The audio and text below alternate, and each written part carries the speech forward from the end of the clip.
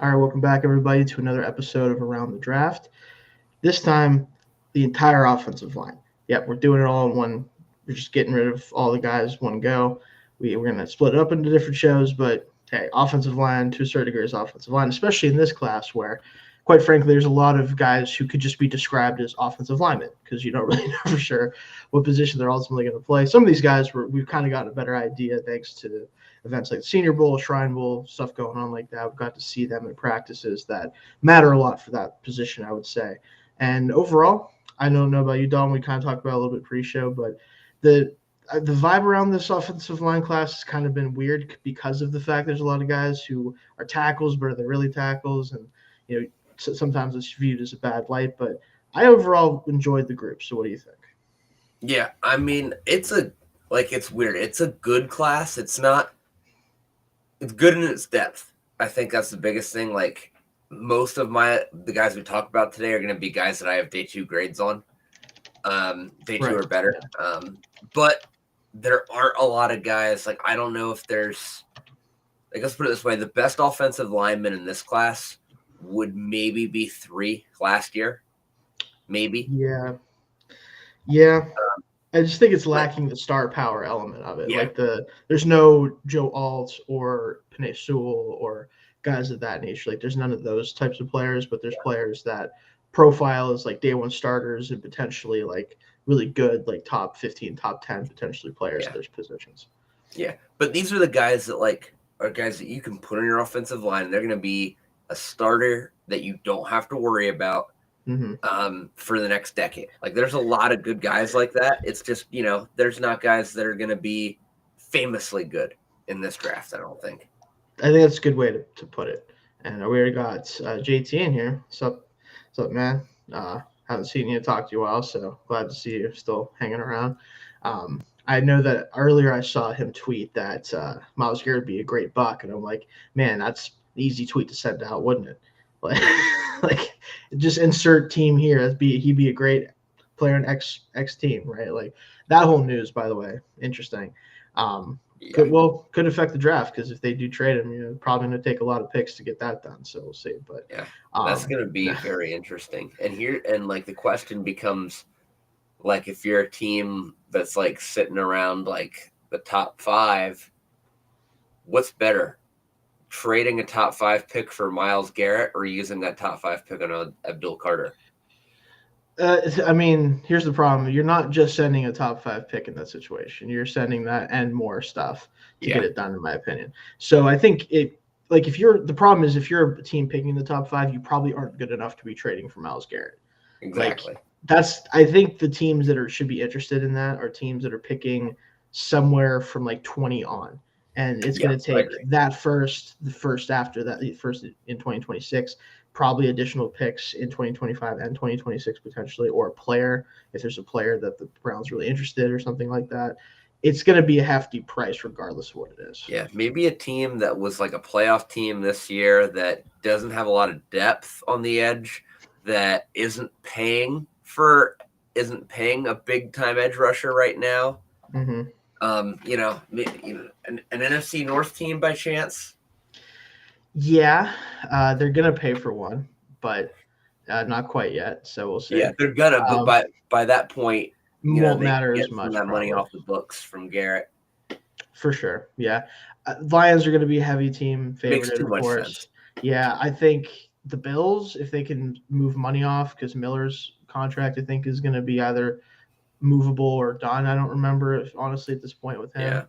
Yeah, They'd probably have to finagle that, but they could probably make it work money wise. Um, I mean, I know. Commanders, The who? Commanders. I mean, Commanders. they need that defense to be built up. You already have the offense kind of in a good spot. You need to still add there, but uh, It's not the Chiefs.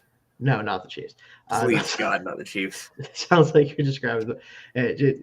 We'll see. I'm very curious myself. I'm just glad that, barring the Browns refusing to do something that is very smart for them at this point, in their where they're at position wise to trade him for what they can get. I'd just be happy for him not to play against me as much. Hopefully, I don't think he's going in the division or probably not even in the AFC, to be honest with you. So like I wouldn't trade him in the AFC. Let me put it that way. So we'll see about that. But yeah, that's definitely big news in the NFL right now. We'll see what's going on. Cooper Kupp also apparently not asking for a trade, but being told, "Hey, we're going to trade you." Interesting. I kind of thought they were Yeah. going to do that at the deadline last year or this past season. I feel like that would have made more sense, but they're moving on. Yeah. Looks like potentially. So And now is kind of a weird time because they look set up for like one last run next year. yep. So that's weird. Unless they are kind of just trying to, unless they know that this one last run isn't actually going to work, which is silly. Because then Yeah. why are you still employing Matt Stafford unless you think you have a Well, legit shot at winning a yeah. Super Bowl next year? That's the thing is there's been some conversations about whether Stafford is going to be the quarterback next year, not necessarily because they don't want him to be, but because maybe he wants to maybe take a shot at it somewhere else that he might think is a better fit. The point is that's an interesting thing to think about too, because I already said in the in the Twitter chat. I don't know if you saw it, Dalton, but this pretty much tells me that Jack Besh is probably going to be a Ram. Um, Yeah. I know I talked about him on the wide receiver ranking show. Had a big Senior Bowl. Big fan of him. He fits that type of profile that they'd be missing with him with Cooper Kupp gone. Feels like a type of player that would be a good replacement for him. Obviously, rookie can't guarantee anything with that, but if they do move on, Steelers should call because why not? That's all I'm going to say about that. We don't have anybody reliable, so I'll take Kupp. Injuries and all potentially. But let's get into point of our show, of course, the offensive line group. We're going to start with the interior group. We're going to give our top tens. If there's some guys who are going to be outside of the top 10 that we could definitely mention. Obviously, it might be different between us. Jake, by the way, can't make it for those who are tuning in the show routinely. Has some stuff going on, but he did mention about sending his list. I don't think we've gotten it, but if he does send it to us, we will definitely let you kind of know where he's at with this class as well. But Don, why don't you kick it off with any guys that you want to talk about that are not inside of your top 10 for the interior players specifically? Yeah, so I guess you probably wouldn't make probably not quite in the top 10 for guys that I think are going to play on the inside. Dylan Fairchild from Georgia, just outside that top 10 for me. He's my 17th offensive lineman overall. Very raw. Little holding's kind of an issue, but man, he just plays angry and plays with such violence that a lot of guys in this class don't at the top end of this class. So I found that refreshing, and I just loved watching his film. I loved watching all the Georgia guys. We'll talk more about them, but like they all kind of play with that nastiness, and he was really fun to watch. Very raw, but man, he just plays so angry. I love it. Yeah, he's one of the guys. So I didn't end up watching him specifically. I did see reps from him because I watched 3 of the Georgia guys in total. So it's that group in general is just Georgia's kind of made a name for themselves in the way that they play football. Obviously in the SEC this year was a little bit up and down. Obviously part of that's quarterback play, part of that's weaponry kind of being all over the place, but that offensive line is still certainly a weapon for them, and that was the case this year. A lot of guys that could be getting picked here in the draft this year. I have a couple guys I just want to throw out, just guys that I would like to talk about more, but I kind of just feel like in this class, because of some of the guys that are tackle converts coming through, aren't going to be in the top 10 for me, but are still good players for the most part. The trio of centers, Seth McLaughlin out of Ohio State, coming off a torn Achilles is tough for him, but tape he put on at Ohio State I thought was pretty good. He's 14th for me. Jonah Monheim out of USC. Disappointing watch actually kind of for me ultimately. He's former tackle for them, but did not have the length to play tackle clearly. Moved inside to centers his last year at USC to kind of show that to NFL teams like, hey, I can play inside, I can play center. I think he needs another year or two at center to kind of get comfortable before I would be willing to start him or play him at all. And being I think it was a 5th or 6th year player, tough to be a developmental center when you're a 5th or 6th year player. So we'll see kind of what the NFL thinks with him. Jared Wilson, also center from Georgia. I like where he's at as a first-year starter. And I think had he gone back to school, he probably would be looking at a day 2 pick or higher for me. With where he's at right now, I do think he's a developmental center. You draft to hopefully start in year 2, but he has the right demeanor for the position, and I think he's really good pass protector already, which is huge, obviously, for center. You don't want that being an issue at your center spot. So There's a couple of guys I want to throw out for sure. Yeah, he was a guy that I had as an honorable mention as well, just because I do think he's probably the best center in this class right I now. think pure center, the guy who actually plays center center currently. Yeah, yeah. Probably. And with that, this is not a. If you need a center, you're not getting one in the draft. Like you're just not. If you're getting one in the draft, it's a guy who's converting to center, and you don't know if he's going to play it right away. It's gonna be someone who has never played center before in college. Because I don't think any of these guys. I was trying to look and see like what their snaps I don't were. think so. Yeah, I don't think there was any. Not that I could find. No, guys who I think can and should play center haven't actually done it, and we've seen that work out. Like it's something that's not that surprising if it ends up being a possibility for some of these guys, but it is just it's tough, right? Like it's just really tough. Usually do it. Sorry, and they don't usually do it as rookies. Exactly. It takes some time to kind of figure that out. So sometimes you see them go to Senior Bowl and they show they can do that, and you kind of work from there. But it's an interesting group for especially centers in particular. If like you said, if you need one to play like tomorrow, you're probably not finding it unless one of these guys can learn center real fast. Which I'm not expecting that to be the case. One other guy outside of my top 10 that I want to throw out because I struggle with him because I think his one big strength to me, I think really plays better inside, even though he is a tackle at this point in his career. Johnny Cornelius, right tackle from Oregon. I don't think he has the feet to play tackle at the next level, but I think his run blocking ability, the power he plays with, plays well inside. But I still he hasn't played it, and I'm kind of wondering if even inside, if he might have a little bit of trouble with quickness inside too. Like when he gets his hands on people, he can drive them, but outside of that, I don't think he has a lot of he didn't have the season I was expecting him to after a pretty solid debut season with Oregon is basically kind of where I'm at with him. Yeah. Did you have him as a tackle or a guard? Which one was that Johnny again? Cornelius. Johnny Cornelius, yeah. Yeah, he was my number 16 overall offensive lineman. I think he's going to be he's one that I think has all the physical tools to play tackle, but not I don't know. I think someone's going to end up moving him to guard just because he looks like he could be more of a guard, but I don't know. I thought he was fine at right tackle. I didn't see any issues with him playing tackle. But I could see him moving inside. The thing I noticed mostly with him at tackles, he didn't end up going to any of the All-Star games, so we don't have measurements for him, but it felt like his length wasn't as good as you want it to be at tackle. And I think when you don't have the foot speed to offset length issues, that immediately makes me feel like you're probably profiling better as a guard. Like if he comes out and it turns out he measures like 34 plus or something like that or close to it, maybe you give him a little bit more time to develop a tackle, but just felt like he couldn't stay in front of guys, especially like inside counters with his foot speed. And if you're not going to have the length to try to offset that, it's kind of hard for me to play a tackle. So that's why I ended up just kind of listing him as a guard. Yeah.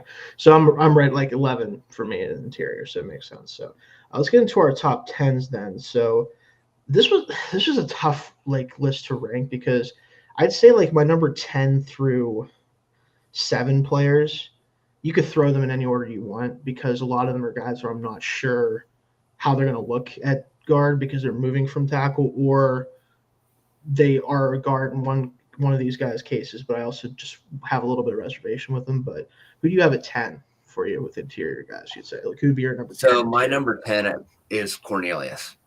Oh, that's right. You said number 10 for him. So that would be your 10th interior player specifically, right? Yeah. Gotcha. Okay. So we had that conversation, but you could throw anything else you want to mention with him. You can throw that out there too. So yeah, I mean, we kind of talked about it. I mean, like, there's a lot there to like. It's just, he just doesn't feel like a tackle. And the problem is, while I do think he might transition to guard, the issue is that he didn't play it at all in college. I think he'd be higher. So he's a pure transition guard. Yeah. Yeah. He's a guy that's a true transfer there. Yeah. He should be able to, he'll be starting at some point his rookie year. I think that's definitely possible. I think it's definitely possible. I think he's one of those guys because the power profile is there. Like guys who have NFL power tend to get on the field because oftentimes even if you're going to struggle in pass protection a little bit, or if you're not the best mover in the world, which I think on the move he's fine. It's just that his foot speed in like short area bursts just isn't very good to me. If you move him inside, I think you won't have to obviously we have to worry about that quite as much. But two, like the power will play.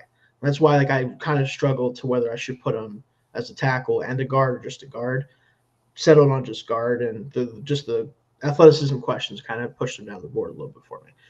Kind of the opposite with my number 10 players. He's kind of the exact opposite type of player.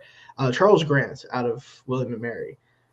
Slotted him as a guard at my 10th spot because played mostly tackle, I think pretty much entirely tackle at William and Mary. Started a ton of games, I think 40 something over the past few years from William and Mary. Ton of experience, but he's a weird build.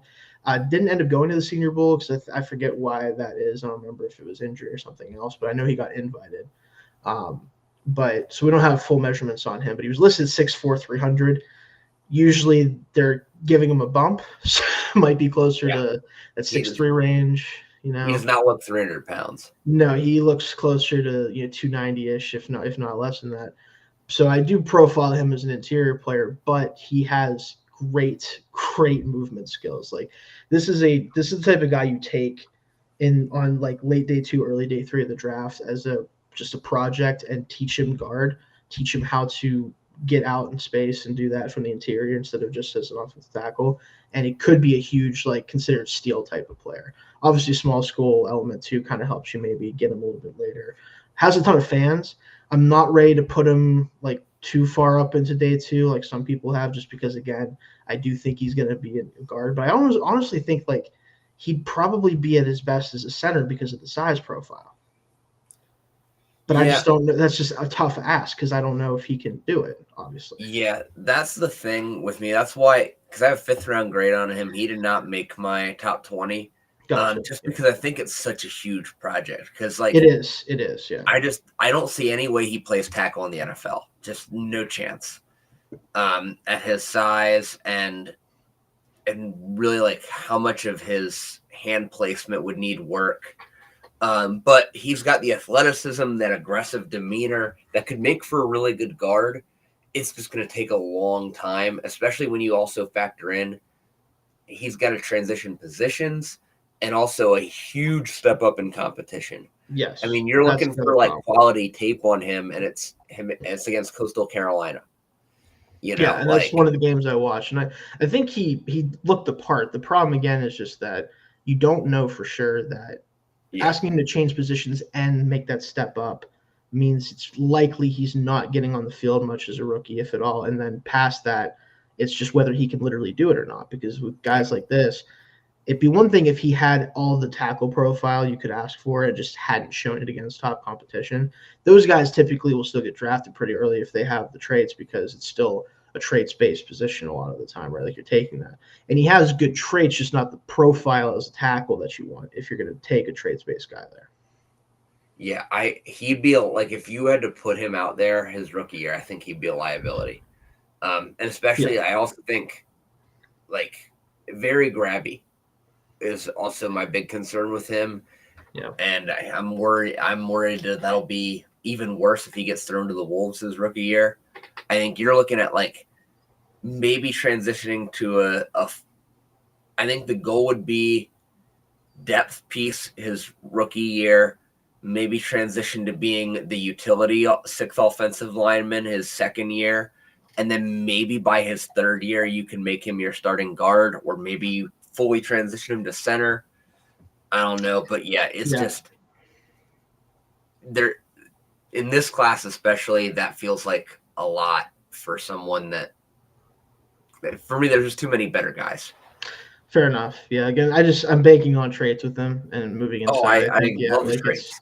It's just it just sucks that he, like, we don't know his measurements. Like if he had the length that I think he could, then if he could add some weight, I would be curious what he could look like at tackle, because I care much more about length than obviously height.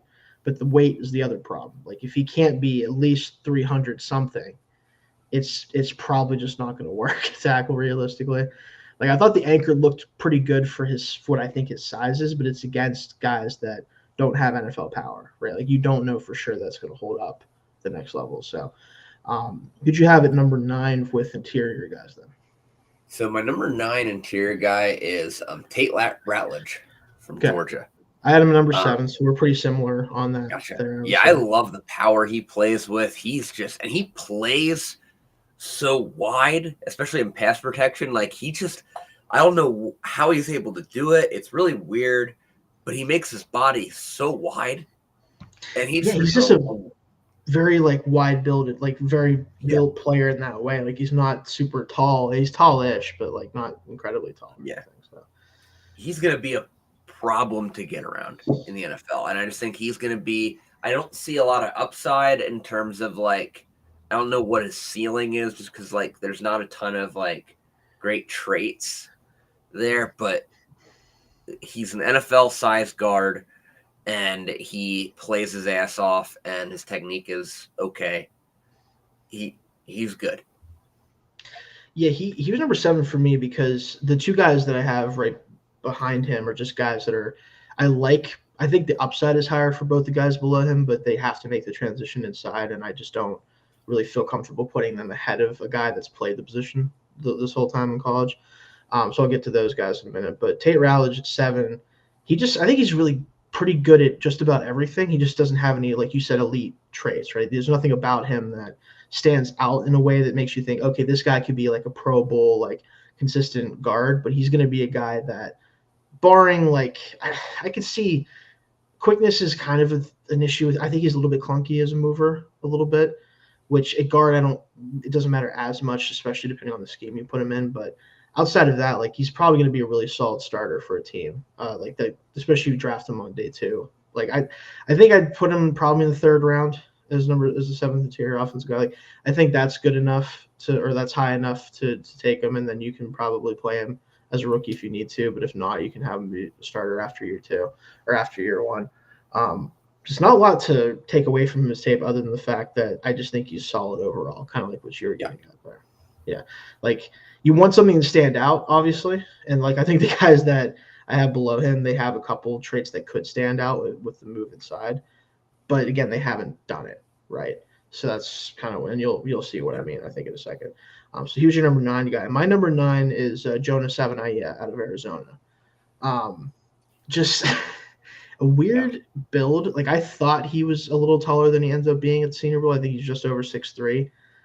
Came in at the Senior Bowl, which it's tough with offensive linemen sometimes because like when you're watching film on these guys, they're so much bigger than everyone else that you kind of lose sight of the height out element of it. I thought he was going to be at least 6'4", 6'5", but it comes in just under 6'3". But just powerful player. Doesn't have the foot speed to stay at tackle. It's a reason why he's not going to. Like realistically, and I think a lot of people expected that going into this year. I know some people still had him as a potential tackle, but I even kind of going in this year, I'm expecting to evaluate him as a guard, and that's what's going to happen there. But overall, like because he's making that switch, I didn't want to put him higher than like a Ratledge, like I said. But I think he has more potential because I do think the power is a standout trait. Like that's if he can use that power that he showed at tackle even and use that as an interior player, I think he could be a road grader type. Like that's kind of where I'm at with him, where the pass protection is going to be probably pretty solid just because he has done it at right tackle fine enough. But the foot speed concerns, that's why you have to move him inside. But that power profile will help him kind of stun like a lot of the smaller interior guys, especially that you see now. Because the quickness, I think, is good enough playing tackle all these years to kind of prevent the smaller guys from beating him constantly or anything like that. Yeah, he was my number 8 guy here. And like you said, like for me, I do think like he could play tackle in the NFL. I think he's a better guard. He has the length to play tackle, which is good for sure. Yeah. Like and that was one thing I was curious about. So yeah.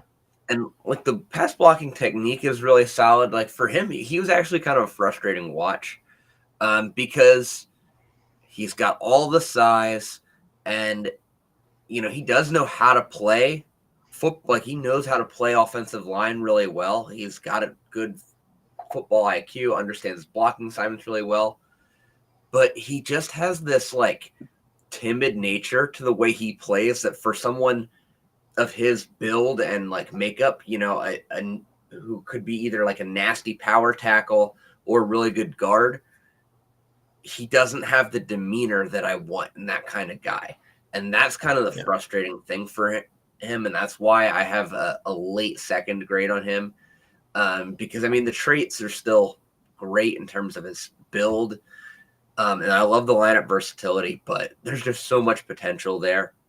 And I just don't know if you can really coach that demeanor into him at this point.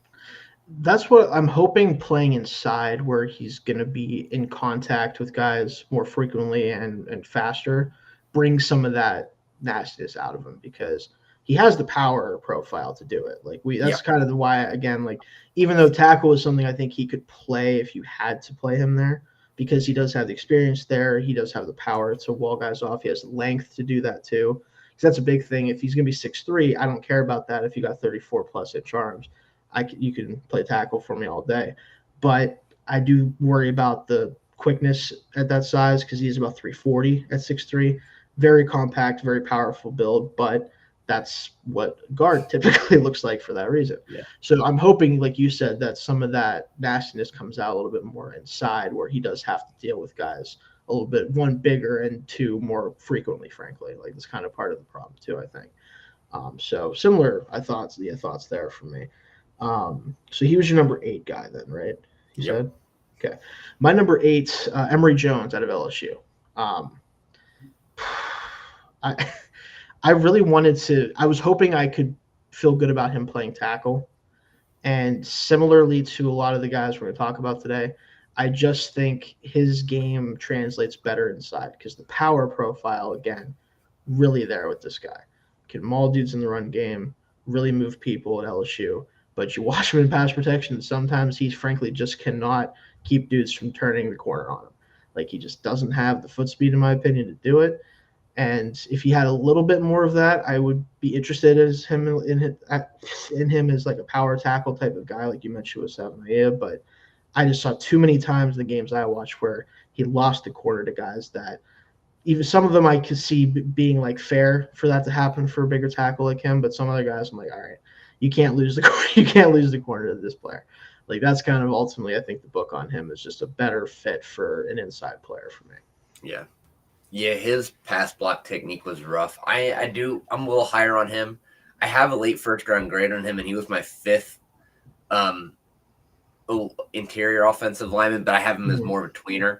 Gotcha. But as far as guys that I think will probably end up playing guard or could end up playing guard, I have him as 5th, just because I love the lateral quickness for his size, especially. And his awareness as a run blocker is awesome. But yeah, the pass protection is just a little rough, and that's kind of the big issue with him. But I do think him moving inside would alleviate a lot of those concerns. So I do think he has a chance to be a really good guard. Also, he's younger too, I believe. I think he had an extra year that he could have. Yeah. So I do like him as I think he has a lot of potential as to be a really good guard.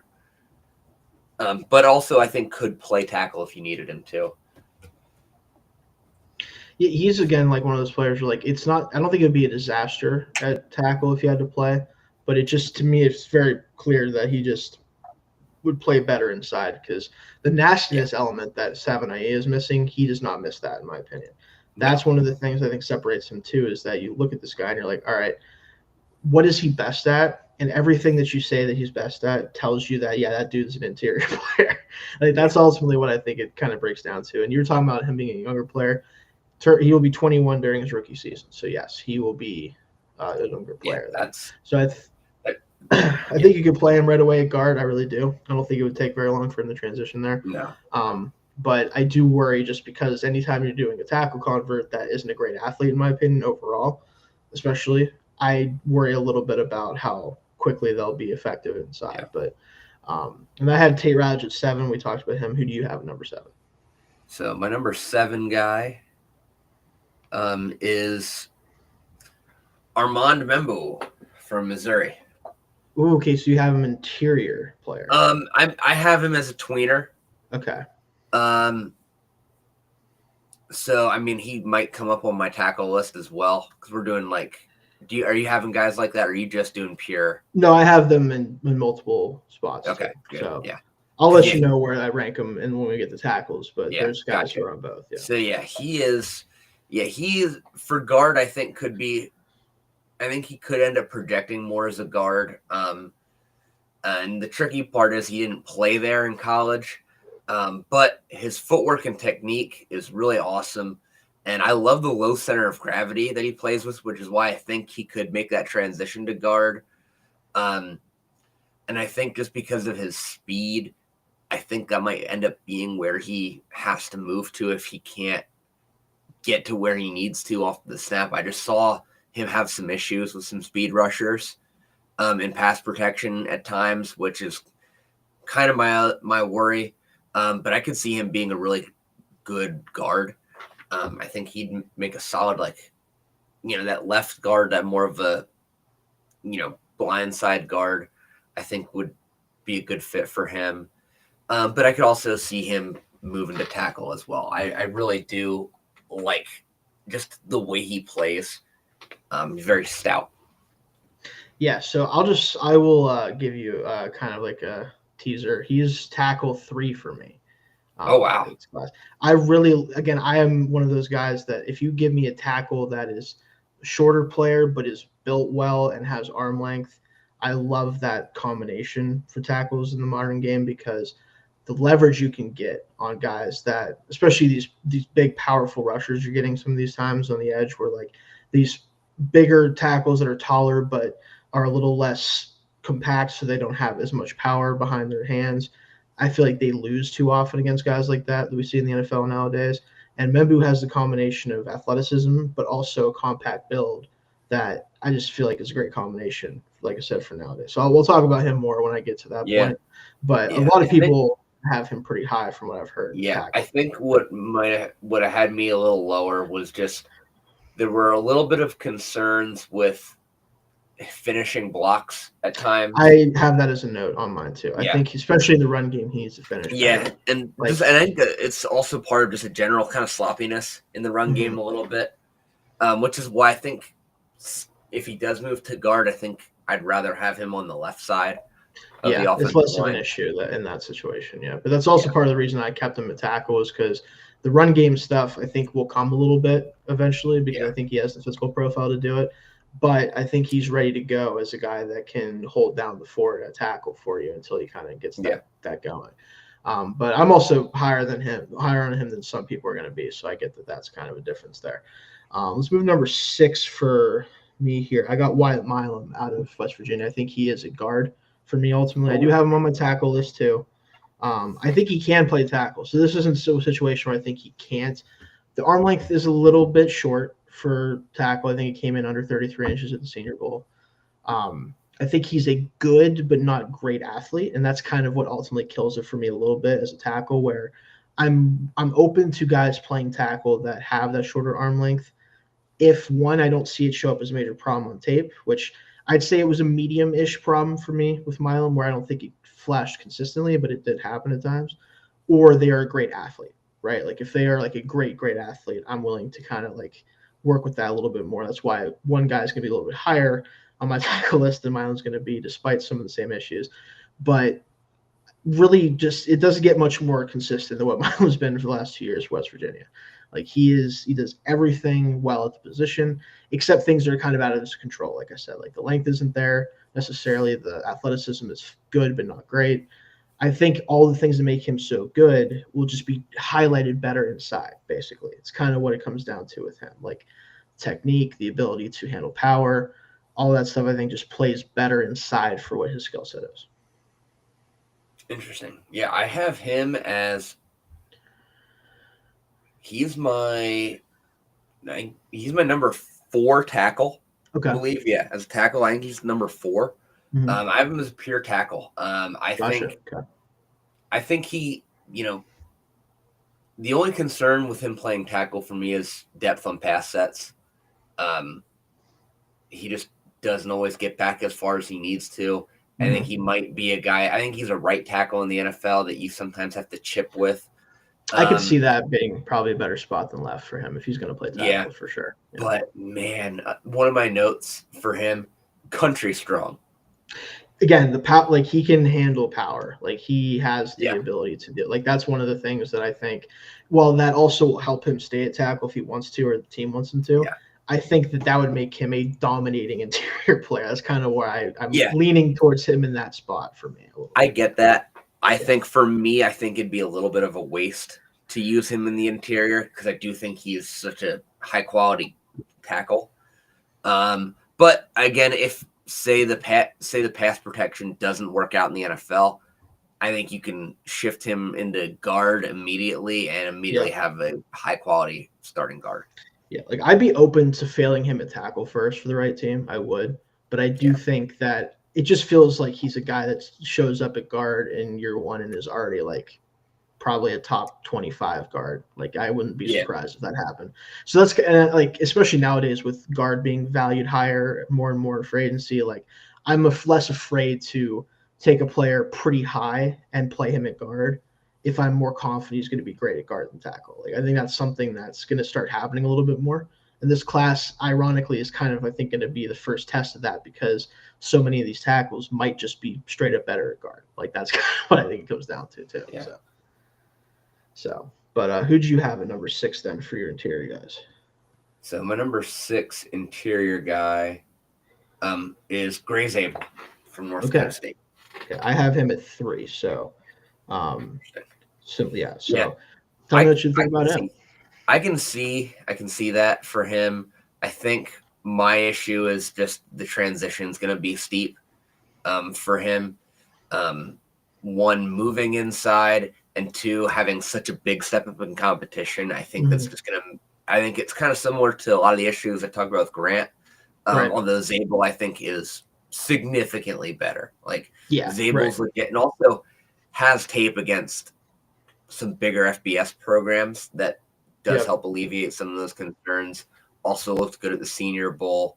And I mean, as a run blocker, just so explosive and powerful.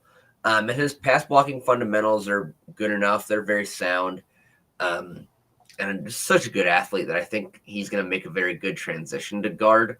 I just think for me, it's going to be why I just have a second round grade on him and not a first, because I think there might be a bit of a transition there. Like, I don't know if he's going to start there right away. Now, he could be a guy that I think with an injury is playing by October, but right away, it just might take a little time. I think I would have been in the same camp as you had he not performed the way he did at guard at the Senior Bowl. Like, I think that's the difference with a guy like that, because we got to see him in practice against guys that are at the same level, if not higher level than him in some situations. You got to see him against guys that are FBS Division I players, and he looked more than comfortable at this position. I think that's really ultimately what separates him and some of the other guys that are making the transition is, one, I just think he's a really sound player in every respect. And then also I got to see him make that transition in an all-star environment and look fantastic. Be named practice player of the week, I think, overall for the Senior Bowl. Like, just dominated in every way possible there from every regard that I heard. So I ended up putting him at 3 for that reason. I think that he's among the guys that are a little bit more of a question mark moving inside just because of the either competition level or just never playing the position before. I think he's kind of the best of that group except for one player that we'll talk about, I'm sure, very soon. But he definitely impressed me a ton, not only with what he did at NDSU as a tackle, but what he did at the Senior Bowl. So, but I get still kind of putting him in that spot just because the reservations about whether he's going to be able to do it immediately, right? So that's fair there. And then for number 5, I know you already had your number 5 guy have come off the board. So for me, that's Donovan Jackson out of Ohio State as my number 5 interior player. I'm very curious about him as a tackle still for what he showed down the stretch of the season, but I decided to put him primarily at guard. And if the measurements come in on him differently than I think, then I might be more open to it. But I do think the length might be a little bit of a concern. That's at least on tape. So I'm curious if that changed, like once he does measure in at the combine or whatever it will be, I'm wondering if I'll evaluate him differently then. But for now, he's my number 5 interior player. But where'd you have him at? Who was that again? Sorry, I was looking at my list. You Donovan said 5. Donovan Jackson. Yeah. Oh, you have Donovan Jackson. Oh, yeah, he's for pure. Sorry, my list is kind of wonky with No, you're good. the Yeah. different designations. Um, I have Jackson as my number 2, pure interior offensive lineman. He's my Gotcha. 4th offensive lineman overall. Okay. Cool. I love him. I just think All right. he's Yeah. Go for it first then, because I'm curious how much we see the same there. So I think for me, like the biggest thing is just 1, the versatility, which is awesome, and 2, like the power he plays with, and he just bullies people. That's the biggest thing. He is just a pure bully, and does it with a high football IQ too. He does understand leverages really well, and I think that's kind of the biggest thing. I think he can really line up anywhere, but his highest ceiling is at guard. I think he could be a high-level guard in the NFL. Yeah, I mean, I don't really see him that much differently. I think the thing is the guys that have ahead of him, one I think is just more my type of interior player. One is a tackle that I think is the best player in the class of the offensive line position, but I think is just a little bit better interior prospect, which we'll get to in a minute.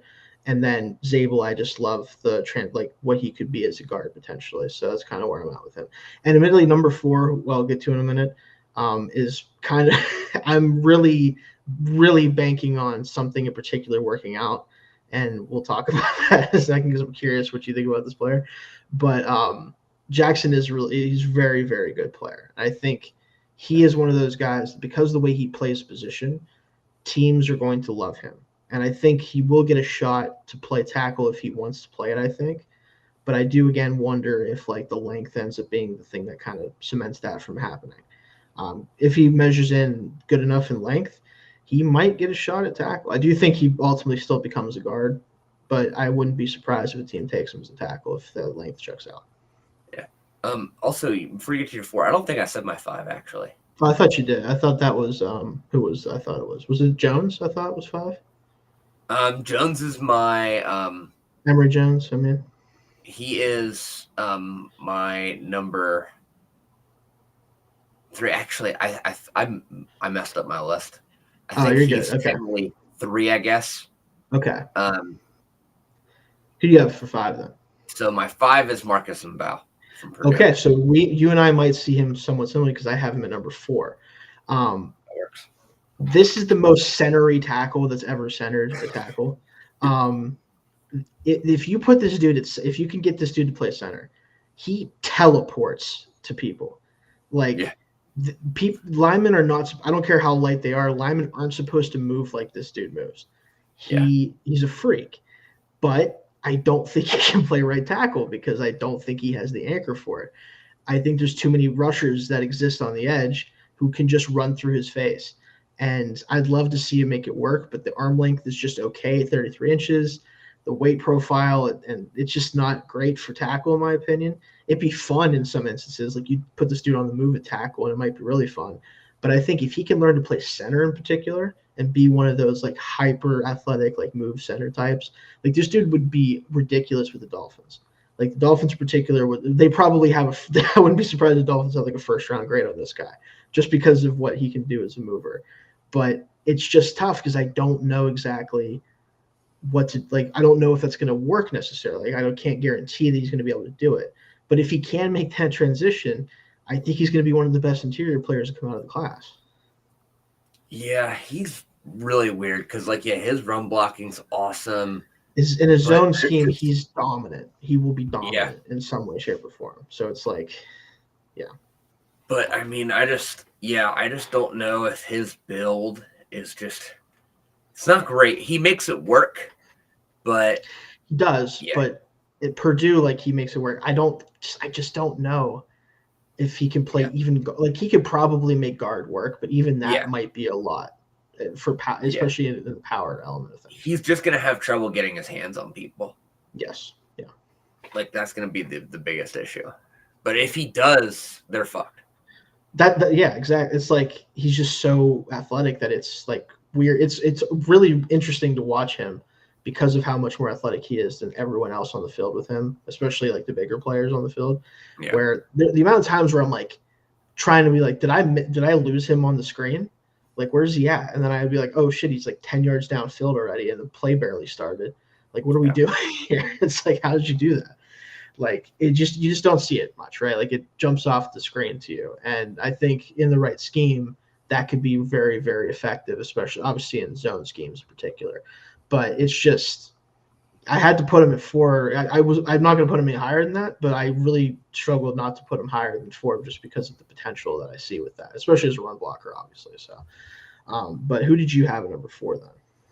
So my number 4 guy, and this is a guy that I think, he's another tweener that I think is gonna have to move to guard though, is Cameron Williams from Texas. I struggled with Cam Williams, so I'm curious. I decided not to put him in my interior offensive line, but I kind of wanted to. But I'm curious what you think about him. So let me know what you think. So I love what he does in the zone scheme. He really steals really well. And I think he'll do well at guard because he does hold his own really well in pass protection against the bull rushes. That straight arm, he does have the strong punch to kind of stymie that bull rush off the get-go. The issue is why I don't think he's going to have much success at tackles. I don't think he's quick enough. I think he's going to lose the corner a lot. And also, his football IQ is just not great. He just looks really lost at times. He really does. He needs, and I talked about this, if you remember, on one of our shows, that I would have loved to see him go back to school, because I do think that he just needs more time at the position, because they slow played him, partially because his weight was really high, even like not this past year as much, but the year prior, I think he was like 360-pound range. He's brought that weight down, which is impressive to see. I think he probably, if he wants to play tackle, he'd have to bring it down even more, maybe closer to like the 320, 315 range. Then maybe you could be talking about a guy that has enough quickness to stay at tackle. And that's kind of why I hesitated to move him inside, because I think the potential at tackle with his build is still really high. It's just that he's not ready to probably play for you anywhere right now. Yeah. But I do agree that if I had to make a bet on what position he's going to be best at in the NFL right now, sitting here, it probably would be as an interior player. Yeah. Yeah, it's just, he's tricky for that reason, because I have an early second grade on him. Had he played one more year of college, we'd be talking about him as a top 15 pick probably. Potentially, yeah. But the potential is just so high. And I think you just say at this point, you're a guard, buddy, and you're going to be really, really good at it. Learn guard, buddy. Yeah. maybe. I think if I'm taking him as with the intent of trying to develop him as a tackle and then move him inside if he can't get his feet to a place that we're comfortable with. Because like you said, it's really nice having that ability to stymie power, especially the bull rush edge. But there's too many guys who also can take advantage of this lack of quickness and get around the edge on him right now. So if that means you have to drop weight a little bit more with them, whether that means you have to just get better technique with them and get his footwork better, whatever. I'm just curious how good he could be a tackle with the right seasoning, which is also why I was hoping he'd go back to school, because then at least we have a chance to see him try to get better at tackle before we move him inside. So it's very likely he could be moved inside right away, just because of the fact that it'll be easier to probably transition him to an NFL talent at that point. Yeah. Yeah, I could see. I think it depends on where he ends up falling. If he goes late first to one of those, there's a playoff team that's probably going to be our tackles are fine. We're just going to he's just going to be a luxury pick, and we're just going to have this awesome guard.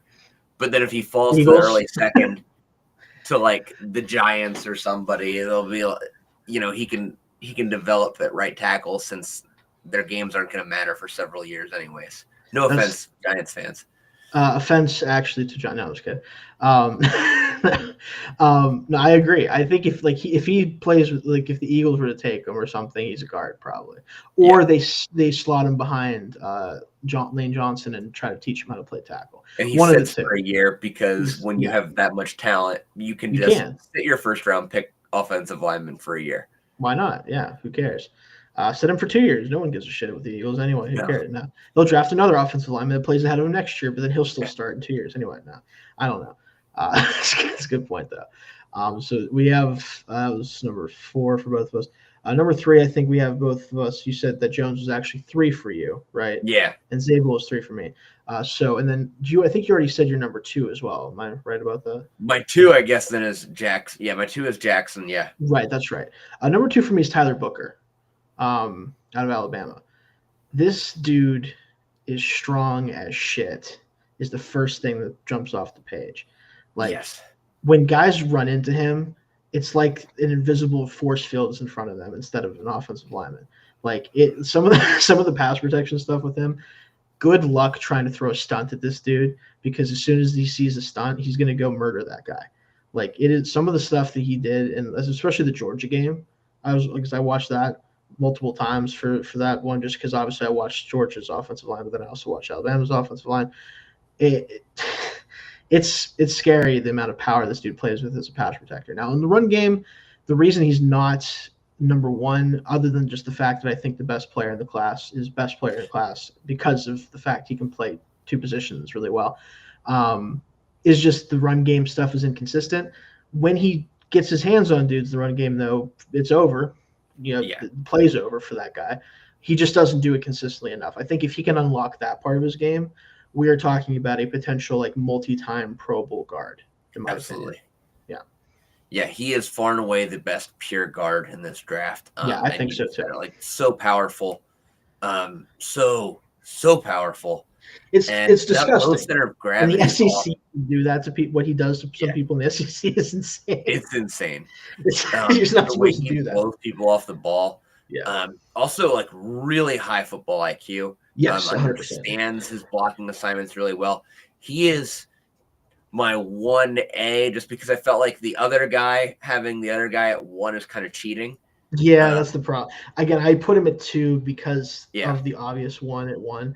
But like, you could convince me if you put me in a room and really made me think about it for a while, you could convince me to flip flop them if you really wanted to. Yeah. If you told me that he was going to become like 15% more consistent as a run blocker, I'd probably run the card in ahead of him. But that's just me. Yeah. Like, there's a reason this dude, if you look at some, like, especially Daniel Jeremiah's mock, which is always like his first mock of the year, he went number 10 to the Bears, and like, he does his mocks based on what he's hearing around the league, not what he thinks necessarily. There's a reason for that. Like, you don't see many dudes come around with this power profile very often. Yeah, you just don't. Yeah, I have a late first grade on him just because it's hard. I'm closer to that too. For a pure guard, it's hard for me to give much higher of a grade. It's guards are kind of like running backs, I feel like, in that way, in terms of their positional value. Especially a guard that I don't think can play tackle. That's the thing. And like, I'm wondering if that is going to start to change, like I said, because of the way these guys are getting paid and the interior pressure for a lot of younger quarterbacks that aren't as good at dealing with that type of stuff as maybe some of the quarterbacks in the past. I am starting to wonder if like we're going to start seeing like the contract values already started to that's true. Give you that reason. But I wonder if the draft is also going to start doing that too. And I don't know necessarily about that, but that's why I'm curious where he goes. Because if he goes at 10, that tells you that we might be seeing guards and tackles start getting valued at least closer to each other than they have been. It kind of makes sense after we just finished the career of Aaron Donald. Kind of made everyone realize if you don't have a guard and you're playing against a guy like that, your whole game's getting ruined. Yeah, like, and with the amount of different like versatile defensive linemen that we're seeing, like. Look at what Chris Jones is doing for the Chiefs, where he's an edge rusher sometimes, and sometimes he's in the interior. Like, there's too many guys who can just do everything on defense, where you can't afford to be like, oh, we can have great tackles. We're just going to bargain bin hunt at guard. Well, guess what? They're gonna send Myles Garrett through the A gap and tell you to fuck yourself. Like, that's pretty much what they're gonna do, and like, you can't really do anything about it if that's the case. So it's more important than ever to value players for how good they truly are and not what position they necessarily play along the offensive line, I think, is kind of the direction we're going. Yeah. So we'll see about that. But I'm assuming then both of our number one players, if they were going to play in the interior, is Will Campbell out of LSU, if I am Yeah. guessing correctly. Yeah. Yeah. I don't mean, think he's going to ever play guard. I don't think he really needs to. I don't But, think he has you to. know, No, I really don't know. yeah. But if he did, I mean, Be good at it. you don't get more high IQ than this guy. You don't get the way he just kind of sifts through traffic and finds guys to block and make sure that he's in the position he needs to be to make sure his quarterback is in a good position to hold up in the pocket. It's just high level stuff at the end of the day. Like how many times do you watch games now where an offensive lineman just blows their assignment so bad that like quarterbacks get killed, or just loses a rep immediately because they're out of position or whatever. Like this just isn't going to happen with this player. Like that's the first thing I think that kind of stands out with him. And then you get into, yes, he's not like an elite athlete in my opinion, but he's a really good one. His length is a little bit lacking, I think, but at the end of the day, I don't think it matters that much because of how technically sound he is. I think that there's going to be a lot of comps to like Rashawn Slater, like that type of player that he came in with questions about his length, but he's such a good pass protector that it doesn't really matter for him. You also can get a lot of Peter Skoronski comps, I think, too, because I think Skoronski could have played tackle, but he just doesn't have to, or he's not going to for the Titans, but I think he could have. Like that type of player that not this overwhelming athlete or anything like that, or not this huge, like massive player, but does everything well at playing offensive line. Yeah, I agree. He's just perfect in the way his athleticism is. I mean, as a guard, he'd be a perfect guard. Like Yeah. when you really look at it, but that's also because he's probably not a guard. He's too athletic to be wasted at guard. I think his kick step is just so ridiculous. We'll talk more about that when we talk about tackles. Yeah. But man, he's just the way he moves is just fun to watch. Yeah, he just efficient. Really, again, you just watch him. You're like, that's what offensive linemen are supposed to look like.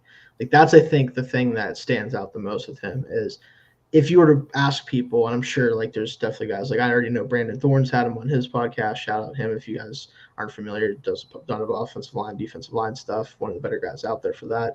Like he is that type of like that people who do this for a living and offensive line stuff. He's one of those guys that would be their favorite player, right? Like just because he does everything right in the right way, I think too. Yeah. So that's our interior offensive line group. We're going to get through the tackles a little bit faster. Some of these guys we've talked about already, obviously. So we'll kind of just highlight why we have them either higher or lower at tackle, kind of go through there.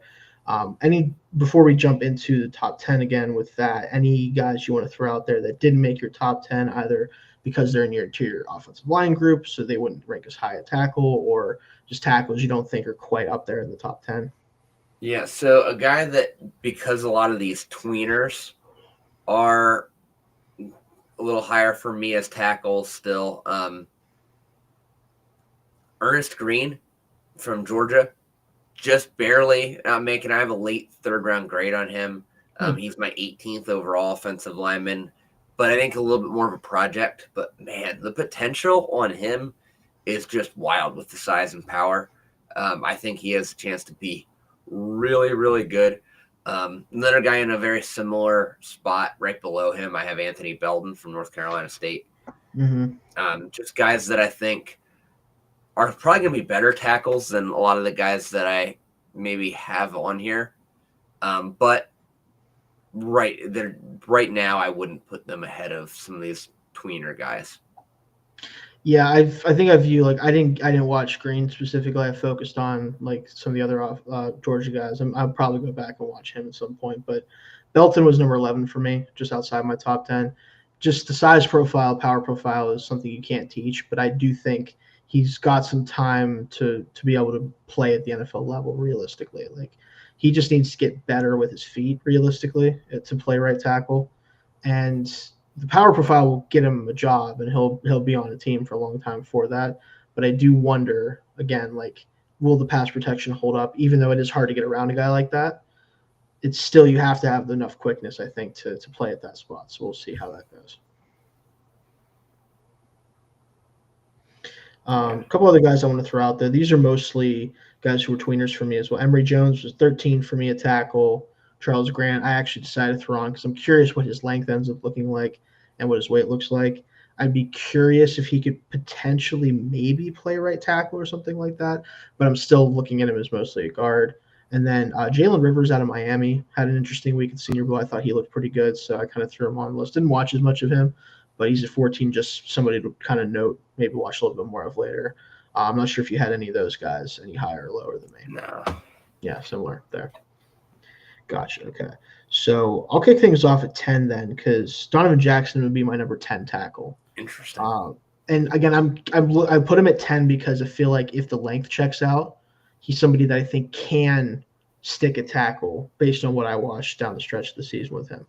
I still think he's much better as an interior player, but I think he can at least do it, and that gives him some versatility there that you may have not gotten to see if Josh Simmons didn't go down at left tackle for them. So I at least want to shout him out, kind of put him at 10 as a placeholder almost more so than anything. Yeah. Jackson was actually 5 for me as far as tackles go. He's my 4th offensive lineman overall. Right. But I mean, I think, yeah, as long as the length checks out, I think arm length gets blown out of proportion sometimes. I think it can. I think it just depends on the type of player. Like I don't view him as like this elite athlete necessarily, and that's why ultimately I think the length matters for me a little bit more for that reason. Like we'll see. That's fair. Yeah. But man, I just think good player though. He's just a good football player, and that's really what it comes down to. I think guys like that will figure it out. I think he's better served at guard. I think his ceiling's much higher at guard. But I think if you stuck him at tackle, I think he'd figure it out, as we saw this year. I would argue that when he moved to tackle, Ohio State's offensive line got better.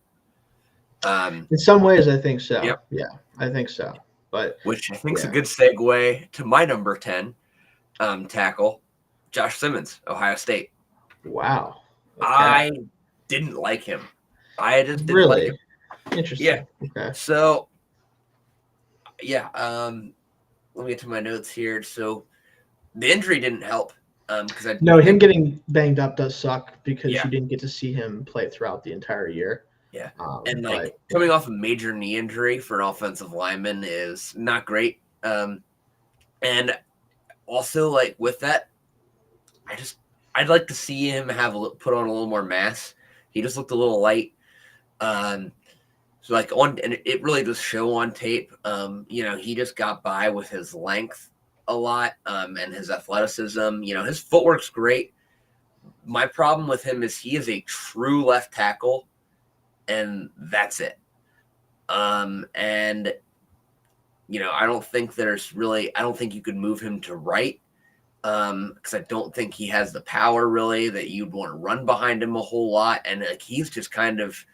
I don't really see him as super reliable in the run game, and his demeanor is just not great. And now he has the potential to be a really good left tackle, possibly still. Like I'll acknowledge that, but man, there's just better linemen out there, and that's kind of the issue for me. See, like I can understand that because again, if you value versatility enough that like him being a pure left tackle isn't enough to like place him over guys that you think might not be necessarily as good pass protectors, but maybe they're better run blockers and they're more balanced and they can play multiple positions. Like that's totally fair because that will affect like where you ultimately rank somebody like that. And the injury, like with the injury is kind of tough because I see so many players. I know offensive line is a little bit different, but so many guys will come back strong from the injuries nowadays. Like I almost try not to overblow it until I see them come back for the most part. Because I had him at tackle 4 because as a pure left tackle, I mean, it's really hard to teach his athleticism and ability to mirror guys. Now the run game stuff, it's kind of a similar conversation for me as like Olu Fashanu was coming out of Penn State, where Fashanu had way more tape of being great as a pass protector. So he gets, obviously he's a better prospect than Simmons was or is, but they both had the same kind of issue where the power profile wasn't really there in a lot of ways, and the run game stuff wasn't consistent.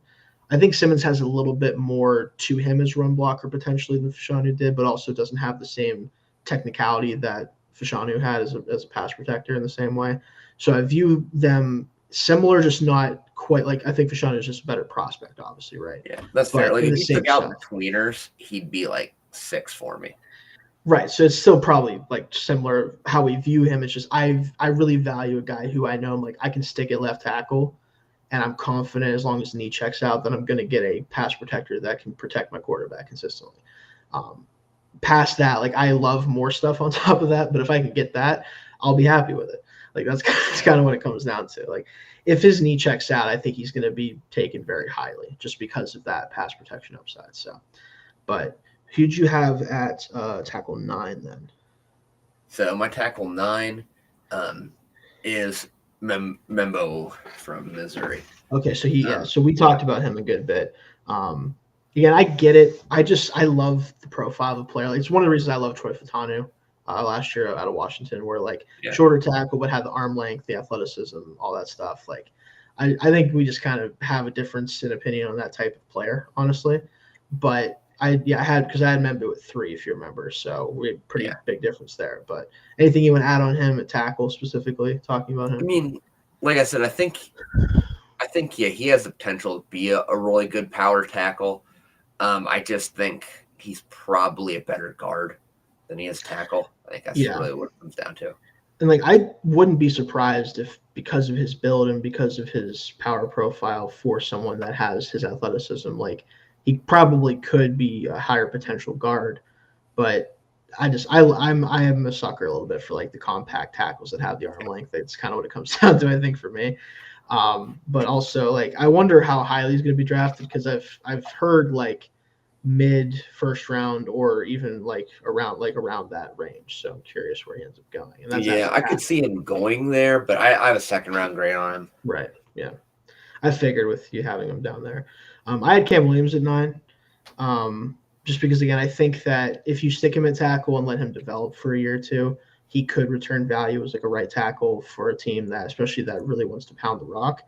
But there's the chance that he just never kind of develops his foot speed a little bit more and figures out how to just play the position smartly. Because like you talked about, it's not on tape right now. Like he just doesn't have the smarts on tape as a blocker. And part of that is just he didn't play a ton at Texas, right? Like I think he would have benefited from coming out next year. Granted, maybe teams are telling him because of his potential they're going to take him really high anyway, so it doesn't matter, right? Like if that's the case, by all means. But I wouldn't take him till if I'm going to play him at tackle specifically, I'd probably take him later in the second round. If I'm playing him guard immediately, like you were talking about with him, I would probably take him higher than that then. Yeah. So I have him as my tackle 8. I'm moving down a couple spots for tackles, but I mean I do think like the potential is still really high.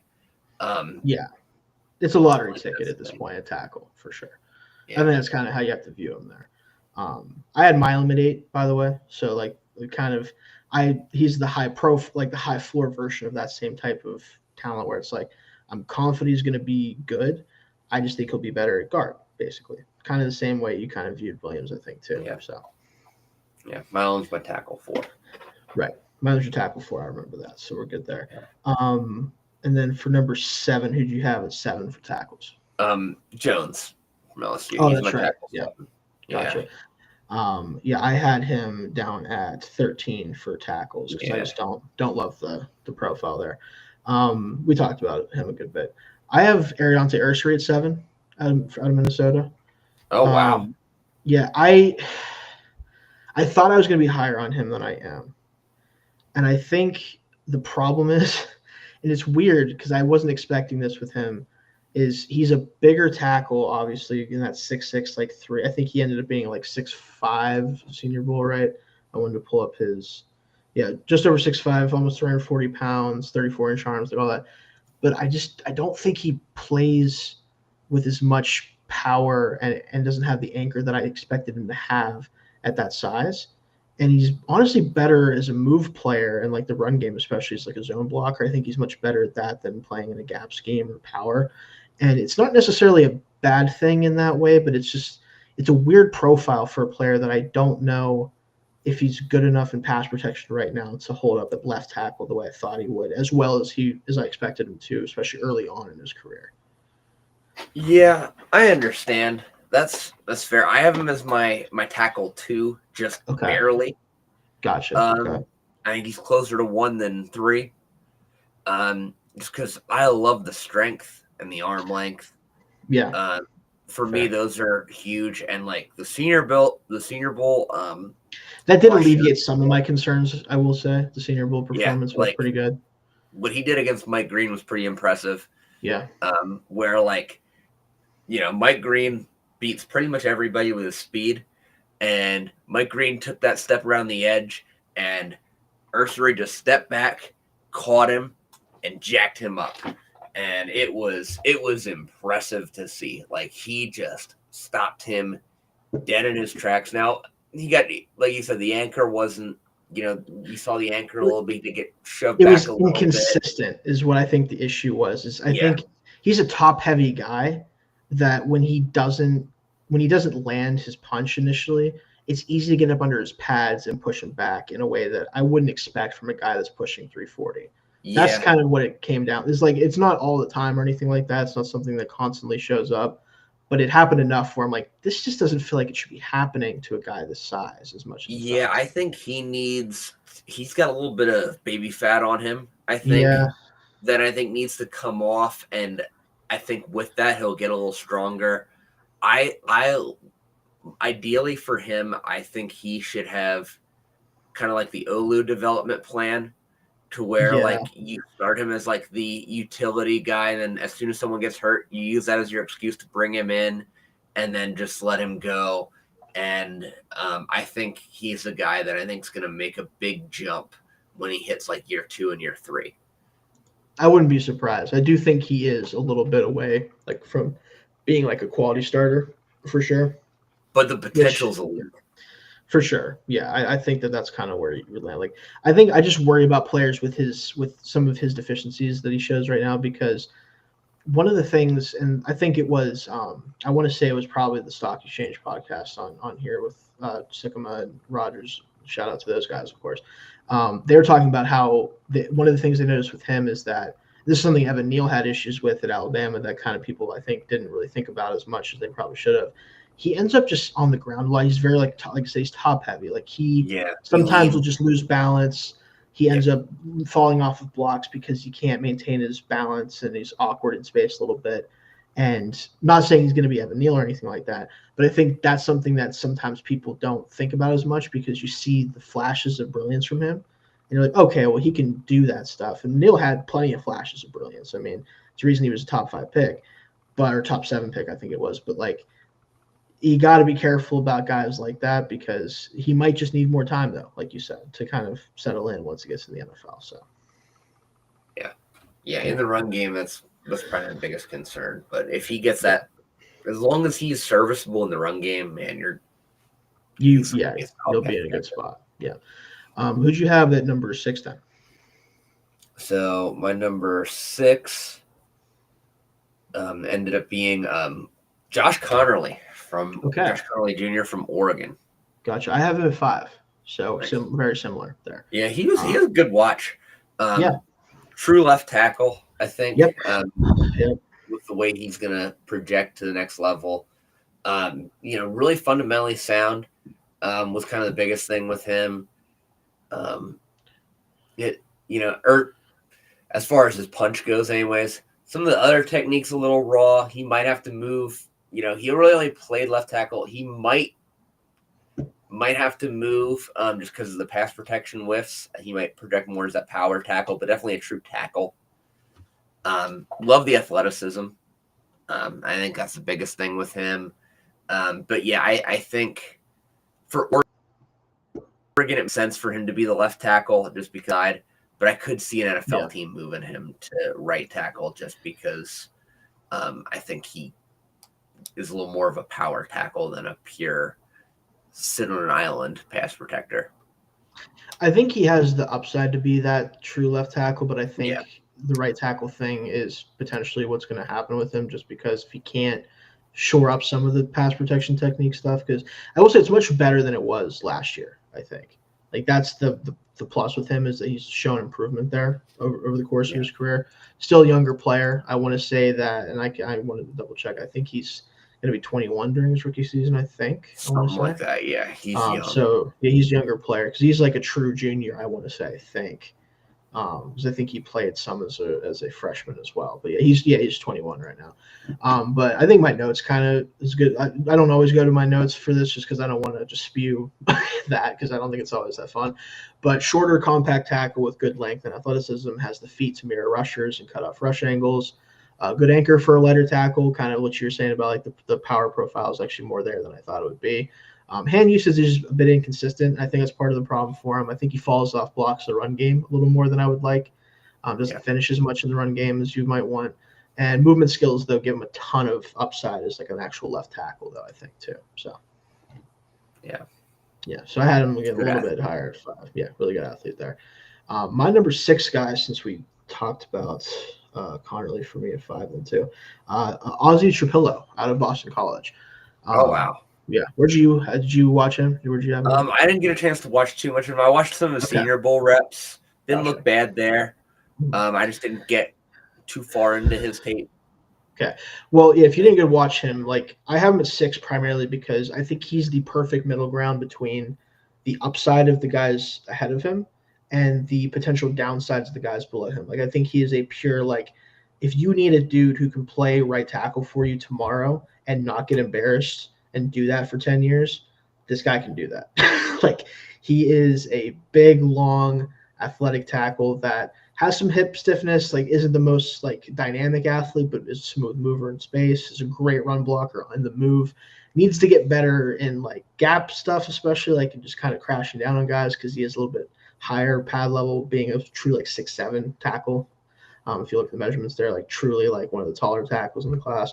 But pass protection, smooth as butter. Like this is the type of player the Seahawks should be after in case Abe Lucas can't play for them at right tackle, because he would be able to slot in and at least be average as a pass protector right away. Like I actually like the fit there a lot specifically, and we'll talk about that more when we do like mock drafts and stuff like that. But he just feels like the right middle ground to this feels like a good spot for him because he doesn't have the upside of anyone above him, but he has less downside potential than everybody below him for me, I think is kind of where I'm at with him. Yeah. I gotta watch more of him before I can give like too much of an opinion on him. Senior Bowl reps are good though. Yeah, again, he's just rock solid. Like feels like a guy that's gonna go in the second round. People are gonna like kind of overlook him. There's gonna be some people like, Ozzie Trapillo in the second round of Boston College, okay, and he's gonna start for like 9 years at right tackle. That's kind of what it feels like is gonna happen with him. Which not the sexiest pick in the world, but it's something you need. I think a lot of teams would really love to have that right now. So that's kind of where I'm at with him. So you had, I had Connerly at 5. Yeah, you had Jackson at 5. Who do you have at? I think you already did. You say your number 4 already too? My 4 is Milam. Yeah. Milam. Yeah. So my number 4 was Simmons. So we're good there. And then my number 3 was Membu. Who'd you have at number 3 at tackle? My number 3 is Kelvin Banks. Okay, so you have Banks at the 3. Okay, cool. All right, so let me throw that here just so I don't forget that. So I had Banks actually at 1. He's my number. He's my top tackle. And I'll get to why in a minute, but let me know what you think about Banks here, though. So, yeah, I mean, his pass protection is just really nice. He's got the athleticism, the good feet. Rarely gets beaten cleanly. I think it's kind of the biggest thing. Like he's not gonna get crushed on a rep, and that's the biggest thing. And I mean, especially like the way if you have a good offense, he's not going to give up many sacks if your offense is running correctly. You're getting the quarterback getting the ball out of his hands within a couple seconds. He's not giving up sacks, and you can leave him by himself against most guys. My only concerns are and I mean they're really nitpicky with a guy like this. His punch is a little wide, which sometimes does cause that bull rush to get into him. But again, you still have to get around him. which is the tricky part. And then also lacks a nasty streak. That was like one of my top concerns. I just don't know if he has that attitude of an offense of like a high level offensive lineman that I'd like to see. But really good offensive lineman. Yeah, I think we view him very similarly. I'll kind of go to my notes on this guy too, because I think it's gives you a really good idea of kind of what I think with him. Compact but hyper athletic tackle with strong hands and quick feet. High IQ player that rarely is tricked by stunts. Explodes out of his stance and is a force in blocking on the move. Quickness allows him to handle inside counters really well, something that I had issues with a lot of tackles in this class. Hand usage could use refining. You talked about the wide hands. I think sometimes he lost some reps against like Georgia specifically because of that. Yeah. Like the couple reps he did lose, it was mostly on like I think he just didn't get his hands on the guys the way he wanted to. But overall, great tackle prospect despite the lack of height, because I know that's something that people are going to talk about. Like I don't view him as a guy that needs to play guard at all. I know that was kind of a conversation with everyone at the top of this tackle class for a while. I don't think that about him whatsoever. So yeah. that's kind of ultimately why he ended up being my number one tackle, because you're splitting hairs between 1 and 2 for me, honestly. I just feel a little bit better about the upside potential of him at 1 as the top guy, because I'm sure our number 2 tackle or your number 1 tackle, I'm assuming you can let me know right now. Yeah. It's Campbell, yeah. Yeah, exactly. And he's number 2 for me.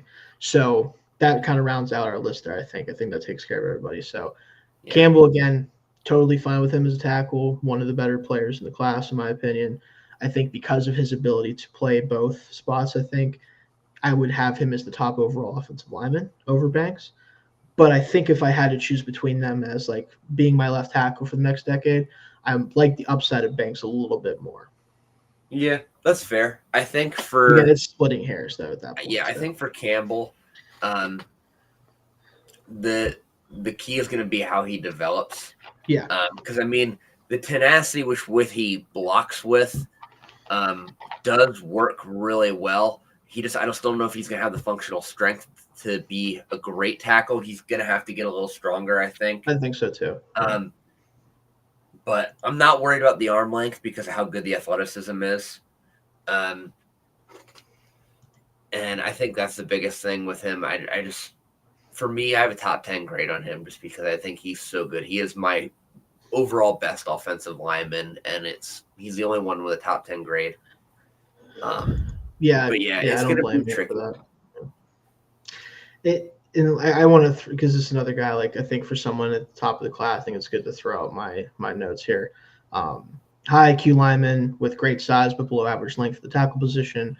Great hand use to keep defenders from getting into his chest. Able to routinely make good decisions when passing off rushers and is rarely surprised by stunts. Strong upper half that allows him to give a good initial punch. Can be beaten inside counters sometimes, and that's kind of the only thing that I see him get beat with sometimes is his athleticism is really good, but he does lose on those sometimes. But could be a really good tackle. But I do think he has like all pro upside as the guard too. So that's kind of where I'm at with him, where it's like all I'm saying is take him, play him wherever the hell you want to play him. I don't really care. Like he'll probably be great at whatever position you play him at. You could probably play center because why not? Yeah, if you wanted to. Like you probably could figure it out if you give him like 3 months. He'll probably be a great center. Who cares? Yeah. Like very curious where he goes. I think he should be a Patriot, in my opinion, but yeah, I think his floor is Chicago, is what I would guess, because they need to revamp that offensive line in general. And taking him would basically be like, all right, one spot is filled. Doesn't really matter what spot it is. There's a spot filled, especially with Johnson coming in. They need to build that offensive line up to a strength. So, I think that'd probably be his floor for sure. Is Chicago. We'll get into that when we do mocks and stuff like that here soon.